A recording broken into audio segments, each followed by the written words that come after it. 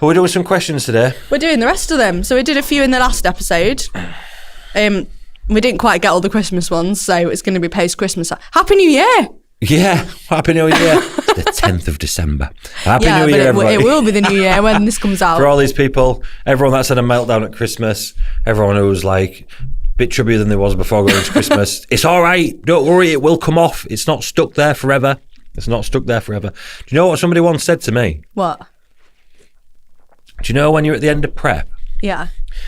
And you're right in the dog's end of the tits, like fucking 2 weeks out, and that, you know, you've got that feeling where you just feel like you're underwater and you've got no energy, and it's fucking horrendous. And everything feels really like slow. Everything's just hard. Like you can't be asked to get up to go for a piss. You feel like almost contaminated with like lack of energy. I know what you mean. You know that feeling? Yeah. Someone said to me once, there was like, imagine if we're stuck like this. I think you've said this to me before. It stuck in my head real bad, and I was like, fuck. Can you imagine if you're just stuck like that Nothing forever? would work in the world, would it? I know. Imagine, yeah, you put that into a lot of scenarios, can't you? Like, you know, if you're like I suppose that's what depression is if you're in a bad mood. Imagine if you were stuck like this. I am stuck like this. I'm very happy. I would not like to be stuck in that position. Yeah, imagine being stuck like that. No. Or imagine like when you're super hyperactive and you've got a massive rush of adrenaline. Imagine if your body just got stuck. I think I quite like that. I like being a bit buzzy. You'd be fucking tired though, wouldn't you, after a few weeks? Yeah. You won't be sleep. There'd be no sleeping. True. No. And you're just trying to sit and eat your dinner and you're just like... That's probably what ADHD is actually, isn't it? In boys anyway. I think it works backwards in girls, doesn't it, apparently? Oh, God. Questions before I get us cancelled again. Can't talk about ADHD. Too much caffeine. Think about that, what my mother said to me. If you said that to the kids of 2024, they'd fucking have a meltdown, wouldn't they? What? Yeah. I feel like that was confidence building. She was really inspiring me to go out there and do well in the world. Said I know, that to kids now. They need therapy, wouldn't they? I took that on the chin. I ran with it. Right, let's have a look. What's your biggest coaching success this season? What's Dan's? Someone's asked me. Biggest coaching success this season? I feel like it's a bit harsh to pick one out of all the people you've prepped. Yeah, loads of people have had good runs, haven't they, this year? Obviously, we've got 8 pro. I'm just sending these to you in the chat there. Not just texting somebody. Sounding off the board. Yeah, hey, bored. I'm just going to start texting my mates. I don't know. There's been loads. I think we had 8 PCA Pro cards this year, I think. Then we've got like, obviously my tone figure client Ellie. She had a clean sweep through then. First time as British overall. She won like Rookie of the Year at that awards night as well. Look good that did. Sorry, I've just realised we haven't talked about that. Yeah, we haven't, have we? Fuck me, I didn't expect all that. I just expected great. like I don't even know what I expected. I just turned up because that's what I was meant to do. And I just expected to walk into like a little room with some like table. I don't even really know. It was proper fucking glammed up, like wasn't Grammys. it? I walked in and it was just like the biggest room I've ever seen. And there was just all these tables everywhere. There was hundreds and hundreds and hundreds of people. I know. Yeah, balloons and there's things on this and like big screens and that and like well, I suppose it's PC, innit? What do you expect anything less? But I think I was just so like not expecting. I didn't even think about it. I just, like I said, I just turned up. I walked in, I was like, bugger me, what the fuck? Because I was getting rinsed because it was a black tie thing, wasn't it? Yeah. And surprise, I don't own no trousers. Yeah, but you look quite smart though. I don't own no shirt and I don't own no black tie. So I won't buy him one to go to a thing. Yeah, I did look smart, thank you very much. I think I had on some, I didn't have no jog jeans on. I wasn't taking them out for the night. Thought I'll go a bit more thingy and I'd put some old corduroys on or something. I don't fucking know what they was. And a thingy. Yeah, because I got that picture of Val and Elliot looked cool in it. I said, let's do the James Bond. I was like, just face that way and that way. Right. Did you answer my question? What was the question? Biggest coaching success. I've tried to swerve it, didn't I? Because otherwise I'll mention something and then somebody else will get in there. I don't know. The biggest coaching success... making it through the year. I didn't land up in a mental institution by November like I normally do. Yeah, there were some good ones, to be fair. I don't know. Keeping up at top of the game, I suppose, with everybody. Another successful year. Just another successful year. Like I said, there's so many people that did so well across the year. Like we were just saying on that last episode there, and whatever order you're watching this in, like I put 65 people approximately on stage last year. That's a lot of people. You know what I mean? So to narrow it down to one, can't really. Yeah. I suppose as first timers, as a combo, like watching Val and Ellie swoop through everything, like, because they're mates. Yeah. So they're mates. They come to me at around similar times. I've built them up from kind of, not from nothing, but like from nowhere, so to speak, and built them up into where they needed to be to then both go into the same show, which is the biggest show of the year, both win the overalls, both go to the British, win the classes. Obviously, you can't win pro card for Ellie because she's in tone. Val win the pro card. Then Val go on to win the pro show in Germany, and Ellie go on to win the Worlds. Yeah, that's a pretty good like a combo piece of them two as friends. It's not. I didn't realise they were. I thought they just got friends through like your coaching, but well, I think it was, but it was like I think it was quite a long time before because they meet at the seminars and stuff. Don't they? It's quite nice, isn't it? So they'd gone through like the whole experience together and stuff, and they did that reel with Kayla and that was good. It was just good. Do you know what I mean? So I kind of enjoyed that. And then obviously we never actually told the story of I never told the story of what happened to Val on British. We started talking about it, didn't we? And then someone was messaging saying, "You never said what happened." Did they say that to you or did they say it to me? Once to me, because I thought you spoke about it on the British podcast. Oh no, they was messaging Val. They said, "What happened?" We was waiting to find out what happened, and Dan just never told us. Did you know? No, I can't remember. Yeah, so that was a accomplishment in itself, getting rid of that. Basically, what happened to Val on British Peak Week was everything was running tickety-boo, and then she'd pulled a muscle in her ribs or through, like, don't even really know what it was. We don't know what it was. All I know is she couldn't move too well. Yeah. She went to a physio. They tried ironing her out. Fuck knows what they did. They absolutely flattened her and she couldn't get off the physio bed. So her boyfriend had to come and pick her up and whatever and all the rest of it. Come get her up. And basically after that, she couldn't stand up straight. All her full back had just locked, completely gone out. So she definitely couldn't, she couldn't even stand up, never mind anything. She plays it down as well, like, oh yeah. And I'm like, she couldn't stand up, right? So she definitely couldn't pose. And then her body obviously got stressed out with that. She gained 2 kilo overnight of just fluid. This is like 4, 5, 6 days out, whatever it was. And then obviously, or not obviously, but then a period was looming as well over us, which was already trying to deal with. That was due to land around like show day. Yeah. So basically that was what was going on 4, 5, 6 days out from the British with Val, who was just going to, I mean, she looked fucking phenomenal. Obviously she looked better at the first timers because of the situation, what occurred. We managed to get done what we needed to get done for the British. So she won that. But that was a very stressful few days. So I think getting her body through that like we did to get it good enough to be presentable to go and swipe for a British title quite easily as well, even though she was off. I think that was an accomplishment in itself because that was quite stressful that week for both of us, really. Especially for her, she was not having a good time whatsoever. Bless her. Not what you want, is it? No, and you could see it by how much better she looked next week at Germany because her body was all right by then. It sorted itself out. But yeah, to just gain 2 kilos out of nowhere, because then you've got to carb them up as well. Yeah. And you can't carb them up when all that's going on and the periods come in, and like it's a fucking hard thing to balance from day to day and make sure you get the right decision. And I think that's where experience. Lots of wins. Yeah, but that was a good little win in itself. But yeah, 2025 was just a fucking big success. I really want to narrow it down to anything specific. Yeah. But then there's a couple of like good things and bad things that we had to get through, I suppose. I've got a bundle of other stuff in here. What about yours? What's your coaching win for? I'd probably, like, a massive one was probably getting Katie on stage, because that's like, I remember when she first came to me like 2.5 years ago, and she's like, I've got this goal of like, I really want to compete. And this is Kate, like you said, dropped 40 kilo, yeah, I dropped like 40 kg, been with me for like 2.5 years. I don't think I've ever heard of anyone dropping 40 kg. It was honestly mad, like the amount of weight she lost, like, we had to obviously chunk it down quite a bit, but I think just seeing her get on stage, and like I got to know her mum really well, because I'm like, I was seeing her mum at a lot of shows, and like I met all her friends and like her boyfriend and all their boyfriends, and it was just really nice, you know, seeing like how much everyone was behind her. Yeah. And she was just getting so many nice messages, like, oh my God, this is incredible, like you've absolutely smashed it, and like just just nice, you know, innit? Getting her on stage and just being like, getting into a position where she could get on stage. I think that was just a nice thing. Yeah. And then I'd probably say like bringing Lily and Kelsey on. Yeah. Like that's been like, they're up to a decent number of clients now each, and they're smashing it. And we're actually going on a little Christmas trip this Sunday. We're doing like a Ninja Warrior thing this weekend. So that's going to be good. Great. I'll expect the check-ins to come back with injuries. I know, fingers crossed not. And then probably the event, I'd say, that because that's been a massive goal for such a long time, to do like a big, like a proper event, and not just like her at a gym, but like go in on it. And that was amazing. So yeah, I'd probably say I feel like it's moving in the direction that You want it to. I want it to move in, which has been really nice. Yeah, it's nice, isn't it? When you put all that graft in like you do, to see it doing what it needs to be doing. Right. Took us some questions. Yeah, come on then. I'll start at the bottom. Worst versus favourite prep experience.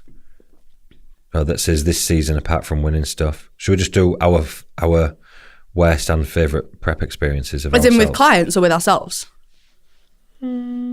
Ourselves? Is that what it's asking? You do it with clients. Oh, God. Wait, I feel like worst... You stuck to the seat? Is that what you said? I just needed to readjust. I can't sit straight. I need to Sit wonky. Yeah. Oops. I don't feel like I've had any worst experience. I mean, obviously, I haven't prepped loads and loads of people to this point. Is it on about prep or just general? Yeah, I think so, yeah. Prep I experiences. haven't really had any bad ones, to be honest. I suppose just getting used to, like, with it being quite new to you, getting used to, like, the waking up each morning, like, ooh, let's have a look at what they look like. That was a big thing, you know. I said to you, I was like, I can't sleep. I'm waking up in the night. I'm like checking my phone at 3 a.m. in the morning to see if they've checked in. Yeah, that's one to get used to. Yeah, I think that was a bit of a like, because I've never really had that before. I think that was probably a bit of a experience. But that's like excitement as well. Yeah, you know what I mean? It's like thing. a bit of everything, and it's a bit of like, well, I want to see what they look like, sort of thing. I don't know what my worst prep experience is. Maybe Val's. Yeah, there's been a lot worse than that. Trust me, there's been a lot worse than that. But that was a hair raiser, to say the least. I don't know. I've done some mad shit on prep. I think when I was fucking younger, 2 hours of cardio and fucking 0 carbs and all this fucking shit for nonsense for what we used to do, what we probably didn't even have to do. Yeah, the whole of my first prep was just the worst prep experience, to be honest. I don't even know how I made it back. It wasn't me. It wasn't. That was the one prep that I didn't do with you, and it was traumatic. Yeah. It fixed you and made you better afterwards, though, didn't it? Yeah. We had a good first prep. Yeah, it's great. We had a good first prep. I know, I can't believe that was like 3 years ago now. Is that what it was? 3 years ago, when did you tone figure? Three and a half, innit? Because we're at the end of 2024 now. Well, 4 years since we've been working together. Yeah, 4 years since we started. Yeah, 3 we years did the since British they and toned. Yeah. Which is What the crazy. fuck? I know, it's Time mad, isn't flies. it? I know. Yeah, crazy. Yeah, like I was only 24 when we started working together. That's just mad. What does it mean that I was then? 34? Yeah, probably 34. Crazy. Yeah. Can you tell who's going to nail off season and reverse from how someone is in prep, and vice versa, or is it a surprise? Surprise sometimes. Do you feel like you ever get people that just don't stick to anything in like an off season, and you're like, this is going to be a really hard prep, and then they do the prep and they're just like really on it? Lock in. Yeah. You get people like that. So I've definitely had people think, but because I've done it so bastard long, I just don't take anything in front of me as gospel anymore. Because you'll get people and you'll think, fuck me, this person's a robot. Do you know what I mean? And then they'll get 3 weeks of the diet and they just fall to pieces. Right. And I think, fuck me. They were so like, do you know what I mean? Then you get some people, they'll fucking disappear sometimes, and then they'll like and then you're like thinking, this fucking person's chaos.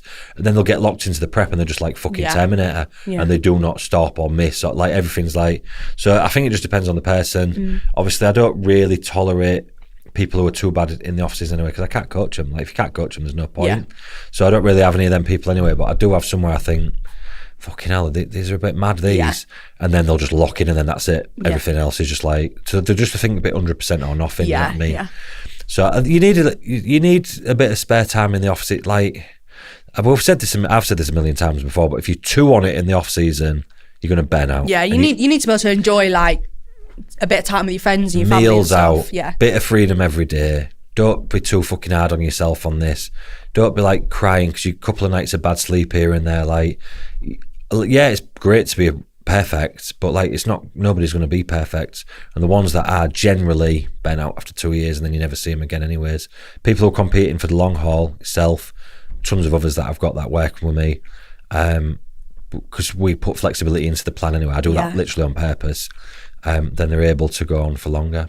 Yeah, and then you get excited about prepping again because you've like had a bit of a break and you've like been on a few holidays and enjoyed yourself, and then you're like looking forward to it again. Yeah, you've been eating a bit of what you want every day. If you just go from eating the same bodybuilding foods to less of the same bodybuilding foods, to less of the same bodybuilding foods, you're just fucking miserable. There's only a select few people who are going to do that for a lot of years. Yeah, and that's the problem. I think some of them people can be quite influential on socials because they've got big followings and stuff, and people think that that's the best way to do it. Yeah. Like if their clients and my clients are turning up and we're beating, like it don't. Do you know what I mean? It's make no fucking difference. If you can't have a little bit of a life in your off season, there's something wrong. Craziest cycle you've heard for females? You won't have heard none. No. I think, did I say this on the last podcast anyway, but never ended up reading it out. You hear some mad shit that people do. But I don't know. I think just the additions of things that people don't necessarily really need. Do you know what I mean? Like, and I'm not saying I've never used it with anyone because I have in very rare circumstances, but like femtest and stuff like that. Obviously, it was very popular. Like, you just see people ramming loads of that into people and just staying on it year round. And they're just, just take a baseline of testosterone. Don't get any blood work done. Yeah. Don't check anything. Just fucking ram that in. And next thing, obviously, the girls are changing because it's going to change them. Do you know what I mean? What else? Mad stuff with T3. I see quite a lot of that. Things that, so I get people's blood work when they'll start with me now, look, and they'll have had some done pre-prep and the blood work's fucked, like just like some really things that are showing bad problems that I said, what did they say to you? Like, oh, just get on T3. I'm like, No way. well, these markers are like really bad. Like, you need someone to look at that. Do you know what I mean? Like, why is it like that? I don't know. And so I have quite a bit of that. There's quite a lot. I'm surprised, in 2024 that I see a lot of mad shit coming to me, and I'm like, what the? Do you know what I mean? Yeah, you think it'll have died out. Yeah, people running drugs straight, like anabolics straight for like 7, 8, 9 months without coming off. Females, like, and it's like, fuck me, what's going on here? Yeah. So you hear some pretty mad shit. You don't hear a lot of. Oh, we did speak about this one because I was on about the bloody bloke in the gym with his missus. Oh yeah, I know you're on about and you were saying about like the primo thing and all that as well. Yeah. And obviously, for me, we've spoke about this on the other podcast when we was on about primo versus anavar, which got a large response. But they're just throwing primo balling about willy-nilly. And to be fair, I've actually spoke to some of the coaches that were actually initially pushing this when it first started to become popular, and I've spoke to them at shows, and they've gone, it didn't really work out, like, and I'm like, no shit, like, loads of birds are ruined now. Right, well so they've done. come away from it. Like, they're noticing themselves and they're pulling back from it a little bit themselves now. Well, at least that's positive that they're not. Yeah, it's positive, but they did probably start putting that on Instagram like they did it originally. Do you know what I mean? True. Well, if you use Anavar, you're an idiot. You should be injecting Primo. Oh, thank you for that. Sorry. You've already ruined enough fucking voices and faces. Thanks for your input. What's the most common thing you see post-show from competitors?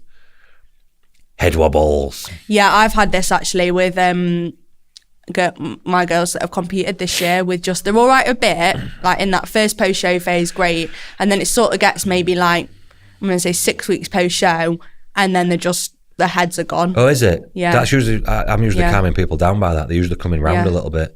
I think I've got a slightly different way of approaching post-show to a lot. There seems to be a lot, and I'm seeing this a lot more on Instagram this year, of like pressure for staying, like keeping a lot of leanness on the girls straight out the gate. So like, I look at it like this. So you girls this is the way I'll usually approach post-show. And I know it's not the way everyone's doing it, but I'll put it across and I'll say why I do it the way I do it. You girls get pushed through preps for 4, 5, 6, 7 months, whatever. By the time you've dragged out a string of shows afterwards, especially if you've done a string of shows, you've been lean for a fucking long time. Hormones suppressed generally and everything like that because everything's crashed and burned out. You've stopped having periods and stuff like that. Why in God's fuck am I going to want to drag that out for even long? Like, that's not that. That's something that we should be like where we like you can't necessarily swerve someone keeping the period or not. Sometimes it's chance and luck. Everybody's different. If the prep's not too aggressive, you might get away keeping it. Like, do you know what I mean? Like, there's a bunch of different factors that play in. Some people start dieting for 4 weeks, the bloody periods fucks off like quickly. Other people's are still having them on show day, right? But to take an average through the middle, most people's fucks off, usually a couple of months before the show, let's say. Why in God's fuck am I going to want to drag that on even longer for somebody after a show? So somebody that's absolutely starving the git off, the body's crashed out in a really non-healthy place. Why am I going to try and drag that on even longer on purpose and make them suffer and feel bad for not sticking to a diet and all this? Right, it's a completely different scenario for men. So let's just remove male bodybuilders out of that. They're on hormone replacement.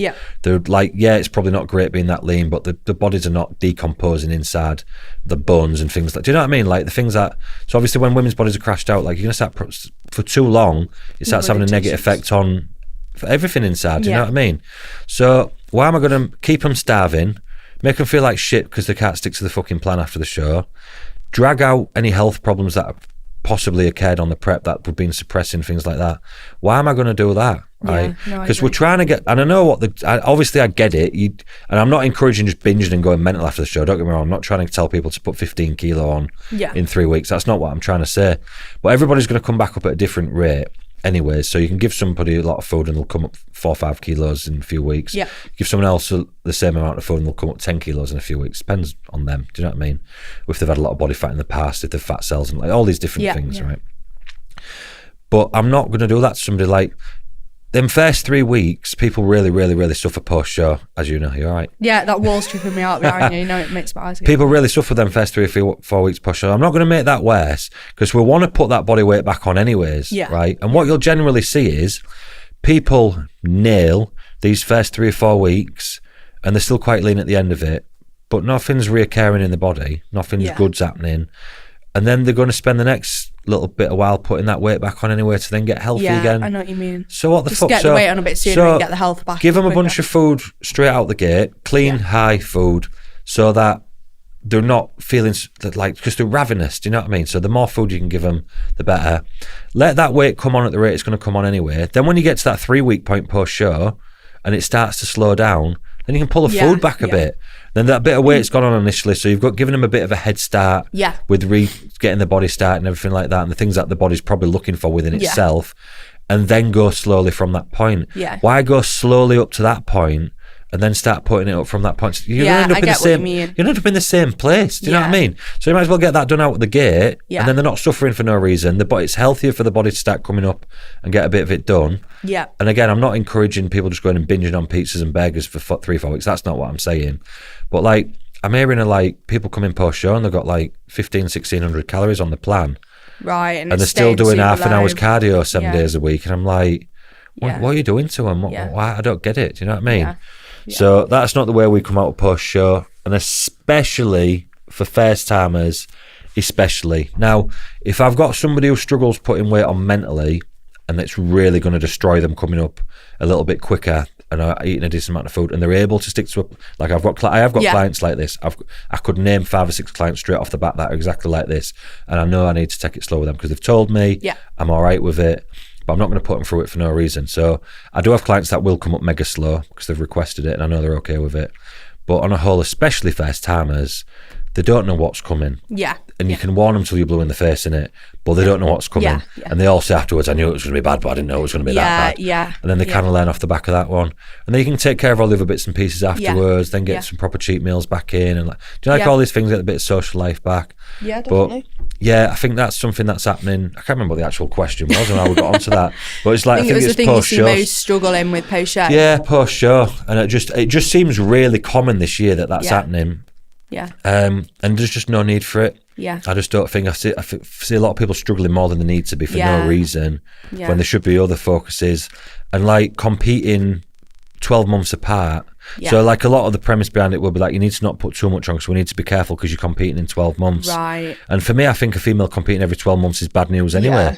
You get the odd few that you might be all right with, or maybe a one-off year but not regular, or maybe a one-off year, like so or maybe like if you've done like the British and you're like, right, let's just do the university one. Do you know what I mean? Like that's still competing within 1 year really. But doing like September, like that is bad. The person who's doing it shouldn't be doing it. If you're a female, you need longer breaks. You're not going to really make any improvements particularly in that amount of time, and your body needs a longer reset. So then you shouldn't need to be as worried about coming out with you know what I mean? Yeah, You're only yeah, just going to be getting yourself back on track, and you're going to be going back in. Yeah, you're probably not going to look any different, and you're just going to start slowing your metabolism slower and slower and slower until you grind to a halt, and then you're fucked anyways, and you need to take 2 or 3 years off stage to get everything sorted again. Just compete every 18 months as like a minimum case scenario. You'll have chance to recover, you'll have chance to reverse, you'll have chance to get everything back on track, you'll have chance to do a little pullback diet so you're not dieting as hard when you come down from one point, because there's enough physical time to do it. Like, that would be my advice. So it's just a couple of things I've noticed this year that people are doing, and I don't know if it's on their own choosing or they're getting bad advice, or it's their own choosing and the people who are looking after them have not got either the experience or the backbone to tell them otherwise. Because I have it, and I've just said, well, I'm not coaching you then. Right. I did it the other week. I've said it repeatedly. Well, that's fine, but you're not doing it with me. Yeah. It's up to you. Make your own choice. Yeah. Do you know what I mean? Yeah. That's how serious I am about it. I'm not you don't want to put anyone in a bad position. I'm not going to trash people. Do you know what I mean? And I'm not like I say, I've done the thing where we've done, and I've done it multiple times with people. You did it anyway. British and then Universe, like 6 months later. We know what we're doing. We know what we're in for. Then we know we're having. Do you know what I mean? Mm-hmm. Like, but just going year after year after year after year. That's just being addicted to competing. It's not great for anybody's body. 9.9 times out of 10, and you're rarely going to make any fucking progress. Yeah, no, I agree. Yeah. So I just thought I'd put that out there because, like I say, it's something I seem to keep seeing. And I'm like, do they know? Like, are they aware? Yeah, Is like, anybody telling them? Yeah. You just want, like, obviously I'm not going to start messaging people and saying things. But yeah, if you're doing that, I'd probably pack it in and have a bit of a break. Like. Yeah, no, I agree. And I found with the girls that I prepped this year, like, the similar approach, like, got the calories up quite quick, like, absolutely fine, no problems with, like, following the plan, and like really came out of the prep really great, like body comp goods, in a really good position. It was more so mentally, like, struggling with having worked so hard for the prep and like having the prep as a goal, and then you come away from it and you're like, oh my god, I've got no goal, what am I doing? Like, just feeling lost. It wasn't that they couldn't stick to the plan, because they could, because we did it properly, like similar to what you do, but it was more like what am I doing now? But I don't feel like I've ever really, I think a little bit at the start, but I think, I don't know. Yeah, it's just, but I just think that takes a bit of time as well to like figure out, you know, get yourself back into a good groove of your training. And then, because I think when you're on prep, you cut out so many things in your life what you probably enjoy because you're on the prep. And then after, you still haven't added in the things you enjoy, but you now don't have the prep. And I think that's what maybe leads to it a little bit. So I think it's just like building back in those little things that you like enjoy doing as well. Yeah, for sure. But yeah, I think that's what people struggle with the most, especially first timers. And then it's all of a sudden it stops and they're like, oh, I feel all right again. Yeah, it just takes time, doesn't it? I always tell all of them, I just say, listen, it is a mental adjustment period. 3 words, mental adjustment period. Just keep remembering that. What you think's not real. It's not like, it's not your thoughts. Set in stone. It's not actually your thoughts. It's just, well, it is your thoughts, but like, I get you. Do you know what I mean? It's not reality. All of a sudden it'll just fuck off. Then they always get to that magic point, like between 3 and 4 weeks, and they go, oh, I feel better. Like, we're all right now. Here's a new training plan. It just takes a bit of time, doesn't it, to like, you know, readjust. I didn't ever feel like that. I was like, fuck that shit. Don't want to see that again for another year. I like that. You know, the bit where you've come out of your prep and you're feeling a bit better and you're like, energy's back, and you're feeling a bit good, a bit better again, and then you can like go out and do things, and you got a bit. I quite like it. It's different for a boy, because a boy just put, like I said before, a boy puts £20 on, looks way better in a t-shirt. Sick pump for not hardly doing anything. Still got a bit of your tan stuck in your skin. Life's good. Life's good. Are there any other coaches out there that you really rate or look up to? And if so, who and why? PS, love the pod. Oh, thanks. Yeah, of course. I don't know. Anyone, well, obviously I respect everybody, but I think there's like I say, there's a group of people at the top that are doing the same things what I'm doing week in, week out. And I think that's probably what I respect the most. Like, people don't know until you've done a lot, 65 competitors in a year, whatever I was just talking about, how fucking mentally taxing that is, and being away every weekend, and the permanent, like, it's 24/7 for months and months. It's 24/7 for like 3 or 4 months straight, and that itself is intense. So like, if you look at what you're actually doing, it's not that intense, but just being under the fucking boot for that long without being able to breathe, and the pressure of getting everything right constantly, and all the rest of it, that comes with it. So I respect anyone that's putting them sort of numbers on stage with like perfect results for everybody. Like, do you know what I mean? And getting everybody's preps right. I respect that massively. And there's a good few people doing that. I think like probably a handful. Yeah. So I respect that. I wouldn't say I look up to anyone. I don't know if that's. I've never really looked up. Do you have this? I don't know if I know what you mean. So I used to actually really like when I first started coaching, I would like idolize people a little bit and be like, oh, they're so amazing, like they're great. But I think I've had to do like quite a lot of work on that. But I think I've got to the point now where I'm like not. So I got the opposite. Yeah. So and I've had this since I was a little boy. I never like looked up. I don't think to any like. Do you know like people buzz off meeting celebrities? Yeah. Yeah. I never really cared. Yeah, I remember you like, saying this. Have I said this before? Yeah. I don't like saying it because I don't know if it's like arrogant or something, but it's just the truth. I'd never like stand in a line to fucking. Yeah. Do you know what I mean? Like, or I'd see someone, I'd be like, it's just another human. Yeah. Like, do you know? I don't really get it. Yeah. So I'm the same with like probably the coach and all like that. I'd never really like look up to anybody. Do you know what I mean? And I don't know what that is. Maybe it's maybe that I need to work on that. But I don't know. I think everyone's just humans, and some people are good at some stuff. And I respect a lot of people and the work that they put into stuff. I respect that people put a lot of graft in, so I get on with that. There's a few coaches as well. Josh McHale. I think me and him are like. I see him a lot. We're like two peas in a pod, me and him at a show. Yeah. And just fucking wandering about and that and fucking do. Because he's very similar to me. Do you know what I mean? We've got the same sense of humour. I think we're both Northerns, probably something to do with it as well. I get on with him the best out of everybody, to be fair. But yeah, I don't not look up to anyone. Yeah. I respect a lot of people. Graft, innit? Fucking graft. Yeah, there's a few people that I like think, oh yeah, that they're smashing it. Like they look like not just from the competitive side either. Like they just look like they're running a really good business. Yeah. Like they've got like the stuff together. They've got like, you know what I mean? They just look like they're smashing it and stuff. Yeah. Like I think there's a few. Yeah, I definitely think that stuff. Yeah, and I think that's cool. Like they're doing. Yeah, I just think good. I just think things. good for them. Yeah. I look and I think that looks swish. Which is good, quite nice. Good for them, and then they carry on with Yeah, it. it's quite motivating, I think. Yeah. Yeah. I don't know. Maybe because I don't respect myself. Maybe that's why I don't look up to others, because I don't respect myself. Yeah, but I think because you've got like obviously you're getting really good results anyway. Like you got your head in like your own lane, so you just. Yeah, you're just focusing on your own shit, innit? Yeah, I think that's probably which what I think it is a good thing. I think it's good to just like focus on what you're doing and not get sidetracked by like, oh, they're doing this and they're doing that. Like just focus on what you're doing yourself. Yeah, I don't pay loads of attention really. I don't pay a lot of attention. I'm too fucking busy doing what I'm doing myself. If I can't do it, Shannon has to do it. Shannon, make me one of these on the computer, please. Can you do this? I don't understand what this is. Sort this out. Can you do this? Thank you. That's always helpful though. Yeah, I said it before. Everyone needs a Shannon. I've got a question here, right? Would you take on people / clients who just want to compete for fun? I think that's all I do, I think. Yeah, I think everyone that competes does it because they like it. They might mean...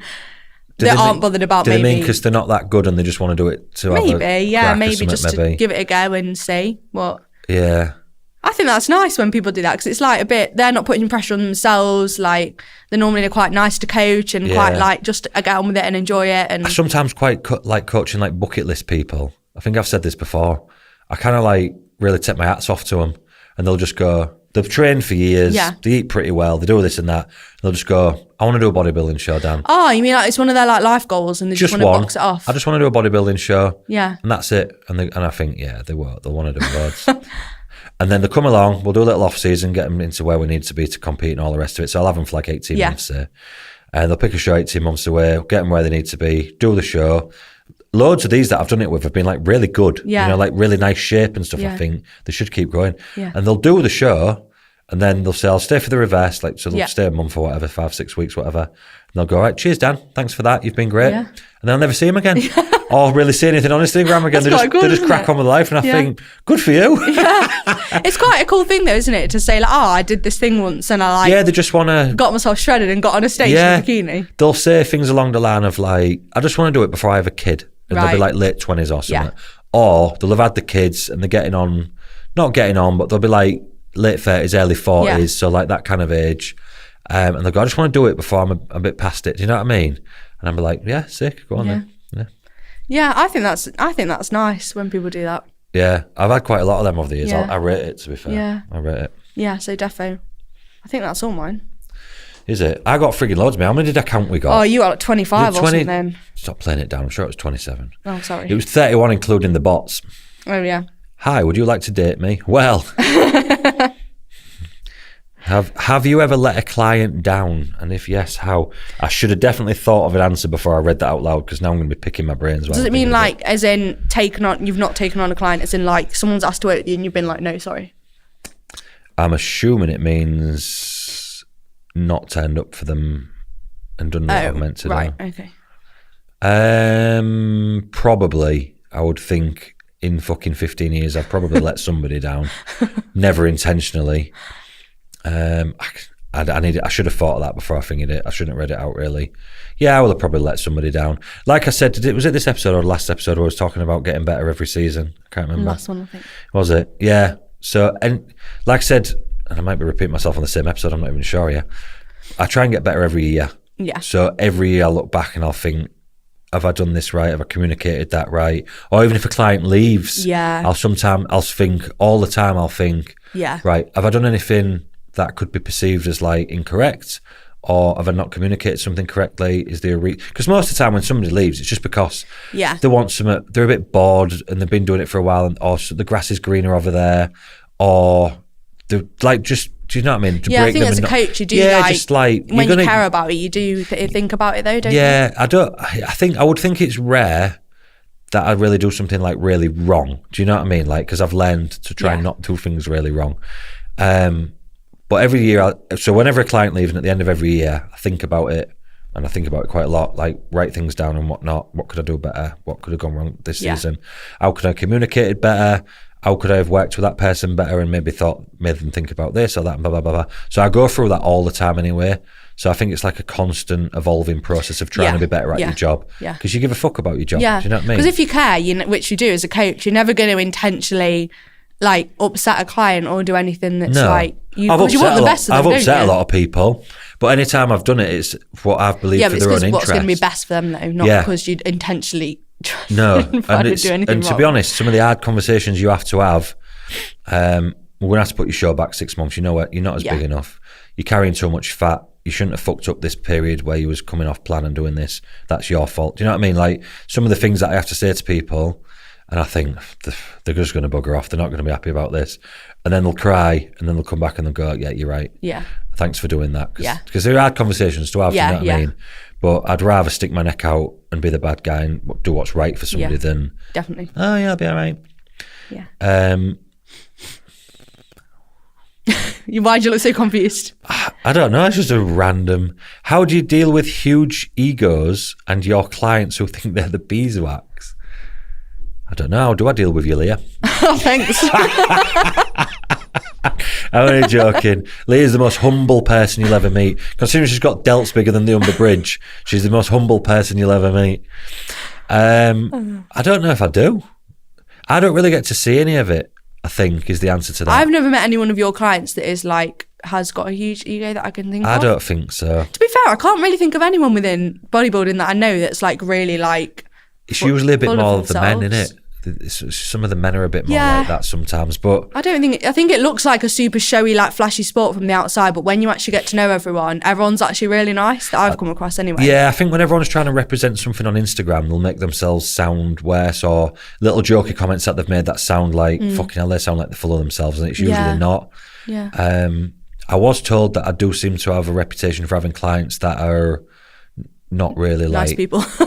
no bad people particularly, or like, oh, do you know what I mean? Like, I don't know, because it doesn't wash with me that anyway. Yeah. Because if they started acting big, and I'd just be like, what are you talking about? Yeah. Just calm down. Do you know what I mean? I feel like it's like who you chat with as well, because I think about all my clients, I'm like, oh, like I feel like they're all nice people. They're all people like I could be friends with as well, which is what you want, really, isn't it? Yeah, I have real good clients, me.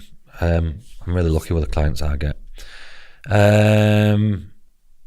Biggest coaching icks you hear about? C. Fucking, I don't know. Biggest coaching icks. Oh, right, I got you. Yeah. There's one bad one, but he got booted out a while back, didn't he? For sending dick pics and things like that. Coaching icks you hear about? C. I don't know. one of the things I fucking hate is seeing people, and we touched on it a minute ago, with competing every 12 months constantly for years and all that, is when you get a coach.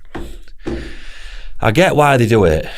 I couldn't do it to people, but I just think it's a bit when fucking someone's on a tight. roll and they just keep putting them on They stage. just keep putting them on stage, and you'll see people get on stage like 6, 7, 8 times, and they've already won overalls and this and that, and then they're just banging them and weekend after weekend after weekend, and I'm like, and they're looking worse and worse usually as they go on as well. And just fucking pack it in, and do what they're meant to do with them. Do you know what I mean? Like, again, maybe the guys it ain't so bad. Maybe it is if they're using like diuretics and things like that, which is dangerous.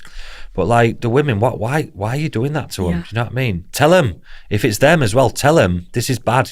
What are you doing that for? Get back in your off season and sort yourself out. Yeah. That really gets on my tits, because I'll often see it with like youngers and stuff like that as well.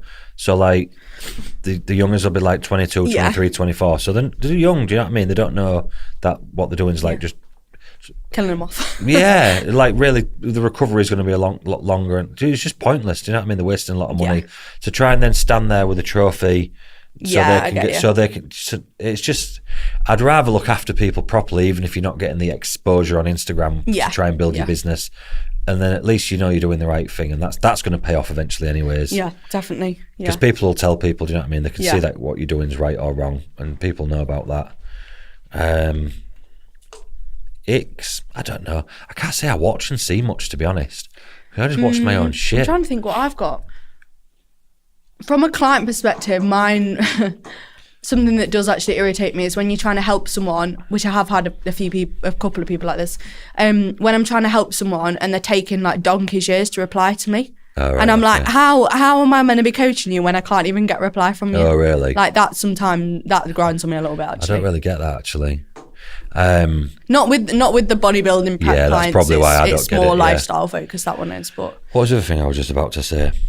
Oh, the creeping bastards that are in people's inbox trying to poach clients and stuff. Oh yeah, the coaches. What the fucking hell? I've heard some bad uns. Like I heard a bad un the other week, and I couldn't believe it. And I just.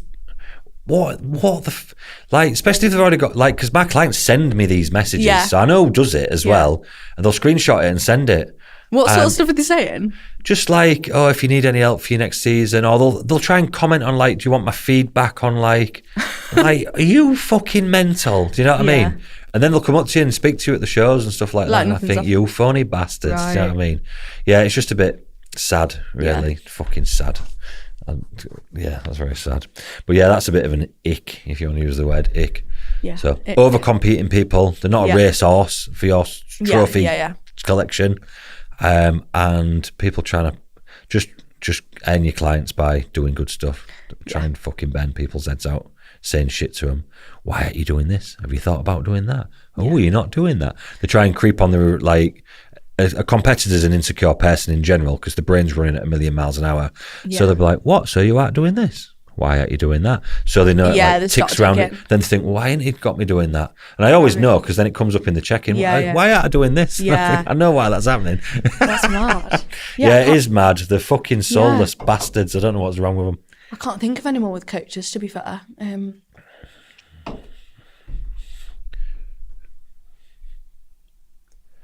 No, that's it. I can't think of any more. Just doing a little theme tune for the guy. Thanks. I feel like I've got loads, but they're not on my head. They're not in my head right now. Yeah, Leah don't want to get herself cancelled. Yeah. Will's just pressed a button. Close down. Weirdest food combinations you've both done in off-season and prep? Oh, I can think of some mad ones from the first prep. Fucking mad uns. Oh, you go. When I was on prep in that first one, and I was literally on, I don't know, it was like a weird meal plan, but it had random things. Like one of my meals was like a jelly and options hot chocolate. It was like super random. I used to get a whole bag of salad when I was literally starving, and just cover it in like sugar-free dressing and just eat the whole bag of salad with sugar-free dressing. It won't have been calorie-free dressing though, will it? No, it was. It was like the the skinny syrup dressings that have got like 1 calorie. They're a bit more out of fashion, them, aren't they? Yeah, I don't like them. I don't like them anymore. Yeah, I'd encourage people to just destroy people's digestion. And I used to smash the 0 cal jellies. Yeah. I used to be smashing those on that first prep. Yeah, I don't think. I don't know. I think I used to have a lot of cauliflower rice. I just fucking steam the ass out with loads of cauliflower rice. Oh no, I hate that. Yeah, I do. But when you're starving, you get off. I could Yeah. eat like a couple of bags. You know what I mean? Yeah. What did I 40 have? calories a bag, I think it is. Or something. What was I having this? Oh, when I was on the back end of that last prep, and I think my last meal got changed. Oh, this was it, right? My last meal was, so it was Greek yogurt, berries, and then 15 grams of whey, which is what it always is. And then I think when we got into the really back end of the prep, you swap the Greek yogurt for egg whites. Yeah. So I think at one point I was doing like frozen fruit mixed with egg whites with like the whey sauce on top of the egg whites. Yeah. And I think I got so many messages at that point, like, what on earth is this? That's vile. This and is I was like, it's really desperation. nice. Yeah, then you try it in your offices, you're like, Yeah, and I was like, fucking hell, what? this I is think I watched my horrible. YouTube video back and I was like, what on earth was I Yeah. eating? I used to have a lot of stuff in the off season where I'd have like chicken shakes. Yeah, like blend it up. Yeah, so I'd have Yeah. chicken, and then you used to be able to get sweet potato powder from bulk powders Mm-hmm. back in the day. I don't know if I can still get that. And then what did I put in there for fats? I just put some like oil in there, I think, or something. Oh, like that. lovely. Oil or peanut butter, I think. I can't remember what. Blended oil chicken shake. Yeah, I don't know. I can't remember what it was now. I don't know if it was maybe almond butter or something. Anyway, it was a decent amount of fucking calories in the shake. Like, because I just used to get to the point where this is before anybody knew about like, well, your digestion's fucked down. You should probably just cut back a little bit for a Yeah. little while. No, must never surrender in the off season and just fucking bulk for a year straight until you're nearly going to die. So I just used to end up doing chicken shakes Yeah. and tuna shakes. Oh, nice. Tuna, lamb cordial. I think we just did that. Tuna, lamb cordial. Maybe peanut butter. Training lower with intensity and to failure. Eating, sleeping, on point. Why is my lower not exploding? Which is how fast it reacts. Probably is growing, just probably not at the rate you want it to Wanting be growing. yeah. Yeah. When you're bodybuilding, nothing grows at the rate you want it to grow. So even if it is exploding, you're still not going to notice. Yeah. And also, you're probably not going to see it until you actually come back down again. Yeah. Well, that's the thing in it. I had this question the other day actually, and someone was like, "Do you put the check-ins next to each other each week, like in the off season?" No, Not really looking at photos that much in an off season, are you? To be not fair, massively. No, you're looking at the rest of the stuff. Yeah. So like, I won't even say I put them next to each other on the cut. Really, I look at one set of photos or the video, and I look at the next one, and I know if they're dropped or not. And then obviously usually the rest of the feedback Yeah. with it. It's very rare that I'd side by side something. Do you know what I mean? Because I've got eyeballs and a memory. This is a good question actually, I suppose. What is pre-prep? What to get from it? When to do it? Then how much kgs is optimal in an actual prep to come off smoothly without no burnout? So I think the pre-prep front is probably it's just a phrase that's been thrown in there now, the pre-prep thing in it, I think. yeah, just I feel like the whole thing's quite a new terminology. I like it, to be fair. It's just a way of getting a bit of shit shifted early doors and then Yeah. coming away from it for a couple of months before you get stuck into the actual prep. So you're not doing a solid, like, massive Yeah. prep in one go, basically. And for me, like, I think if you're in an off season for a bit, I don't want to do that too far away from the show. So a lot of people, what they'll do is they'll do that mini diet like now, like November and December or October and November for like 6 or 8 weeks Yeah. or whatever. And then they'll go back to growing all the way till May and then do a 20-week prep. Well, for me, you're going to put most of that back on by then. So I prefer to have the growing time right through. Yeah. And then I'll usually do 6, maybe 8 weeks, taking some shit. I'll just say January and February maybe. Yeah. Just take some shit off, get off what we can in that time. So you might take off like, I don't know, 5 kilos or something, Yeah. 6 kilos in 8 weeks or something, which is a great head start. Get that done, build the calories back up slowly without putting the weight back on is the key, by the way. Don't just slam your food back up. Then get yourself back to a prep start point. The body's not being burned out from it. It's took off a bunch of shit, which is going to save you some time further down the line, and then start the prep. And I love doing it that way. I do that way the majority of the time.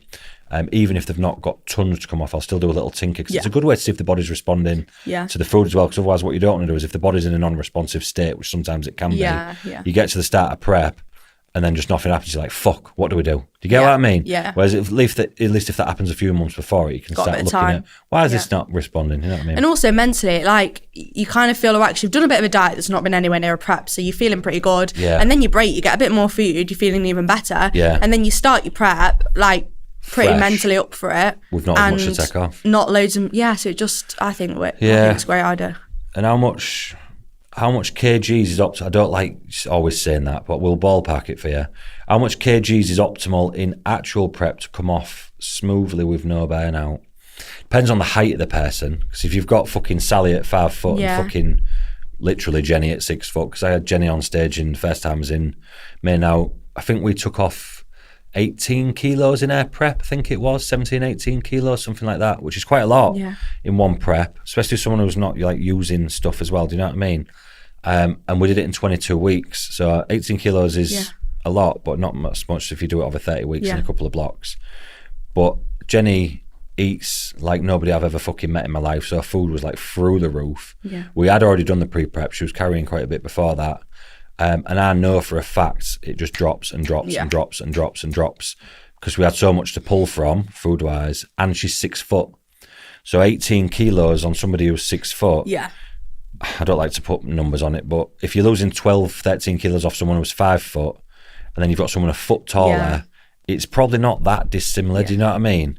So it'd be very easy to lose over a kilo each week with someone who's plus 6 foot or 6 foot tall, as a girl who was eating about 5,000 calories. It's like she was eating a lot. Do you know what I mean? Before we started, in a very active job. So that's an instance where I won't be too worried about it. Ballpark where it's nice to sit. It's nice to sit in probably that 12, 13, 14 kilo range to come off on a prep's fairly nice. Less is even better if it's possible. I don't really like these big 20 kilo preps. Yeah. Like I've done plenty of them in the past, and it's something that I've got away from now, learning from, I don't want to keep. You haven't got any room either to like, if things, you're ill or something goes wrong, it's just a lot to get off, do you know what I mean? And we used to do it, and we just used to whip through it in the 20 weeks and fucking get it off. But you're not living... Not an enjoyable experience. Not enjoyable. You're not leaving yourself a lot of wiggle room. And like, it's just not a good thing to do. So if you are up like 20 kilos, say, above stage weight, which is easy enough done for plenty of girls, because they get fatter easily, do you know what I mean? They carry it, some of them. So you're best off taking more chunks of the apple in different... Do it in little sprints rather than doing like one huge So if you took off like 5 or 6 kilos in the first instance, chill for a bit, and then come back for the other 12, 13, 14 kilos, whatever it might be, over 20 to 22 weeks, that's probably fairly comfortable.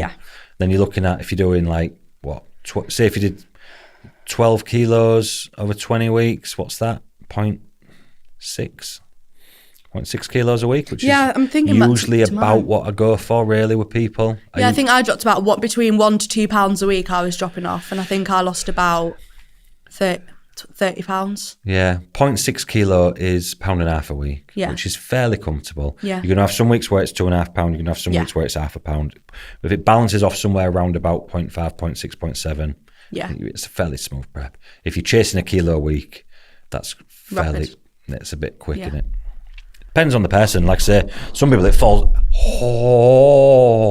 there's an iron bar under there, right on my kneecap. Some people it just fucking falls off them, and some people you're chasing your tail trying to get bits and pieces off and then refresh things. So like I say, everybody's so difficult.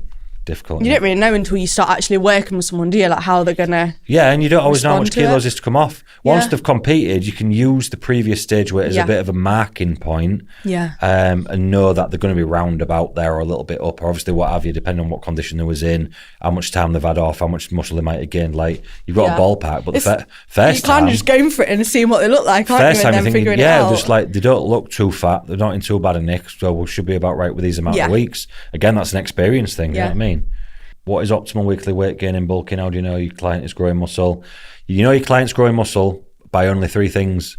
They're getting the right amount of sleep, they're training like fucking crazy, and they're never missing a meal. And you just need to rely on them 3 things being done as efficiently as possible. Obviously, all the little bits of data around it, make sure you're hydrated, make sure you're not living a stressful life for no reason, make sure you're not fucking doing anything stupid, missing things and missing supplements and this and that. But the main core things is sleep as much as possible, train as hard as possible, never miss a fucking meal. And then from that point, I'm just trying to gently lift the calories.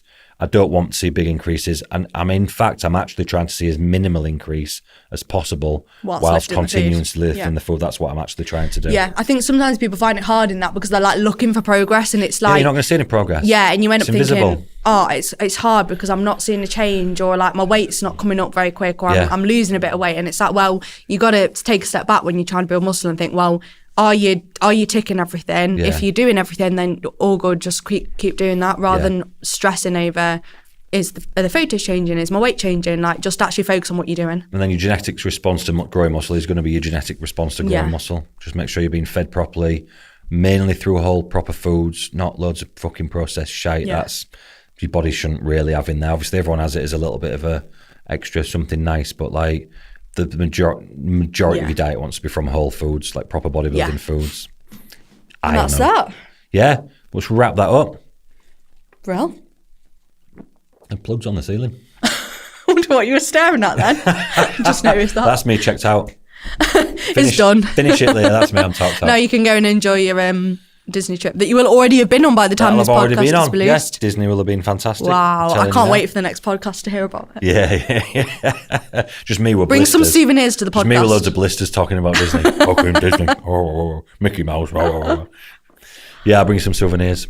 Right, let's shoot. Fab. Thank you very much for tuning in. That sounded really professional, didn't it? It did, very. Then what do you say? Click and like us. Like, subscribe, and drop us a comment. Like, subscribe. Apparently not meant to say that anymore. Stephen Bartlett said not to say Why? that. We have to say something different. What do we have to say? So what about a day not to like it?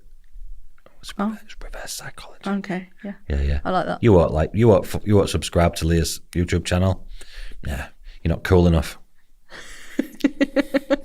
See you soon. Goodbye.